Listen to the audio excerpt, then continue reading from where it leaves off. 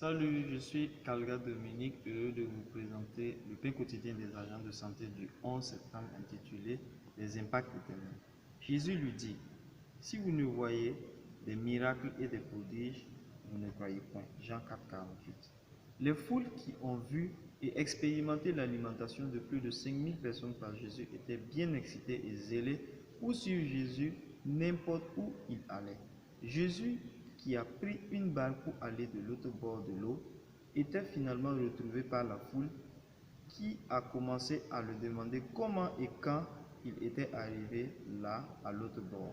En réponse à cela, Jean 4, 22 à 34, Jésus a dit, vous me cherchez parce que vous avez mangé à votre faim.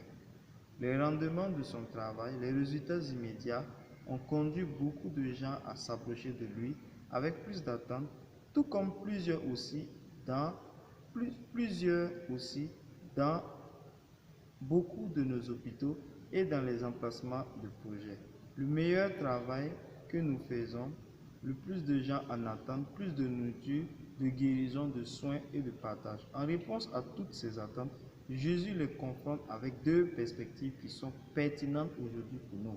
Tout d'abord, il répond, ne travaillez pas pour la nourriture qui périt, mais travaillez pour la nourriture qui dure à la vie éternelle, dont le Fils de l'homme vous donnera. Cela paraît comme s'il essayait de communiquer qu'au-delà de la nourriture qu'ils ont reçue, les guérisons dont il parlait et les rendements visibles, qu'ils devraient travailler pour les choses qui apportent des revenus ou des impacts éternels. Au milieu des rendements qui occupent et qui conduisent la vie du clinicien, des numéros, des rendements, des projets, ne perdons pas de vue que nous sommes gardés en position de leadership pour être des bases de résultats axés sur des impacts et le travail éternel, de même pour des vies changées et transformées. En réponse à cela, la foule demande comment pouvons-nous faire cela, un travail qui amène à ce genre de résultats. Et il les répond, cela est de la volonté de Dieu pour que vous croyiez en lui, en celui que Dieu a envoyé. Au lieu de leur donner une liste de ce qu'il faut et ne faut pas, il leur donne une seule chose à faire.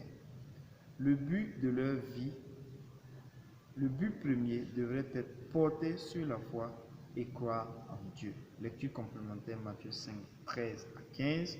Prière. Seigneur, aide-nous à être des personnes de foi qui peuvent regarder aux résultats immédiats pour des impacts éternels. Amen.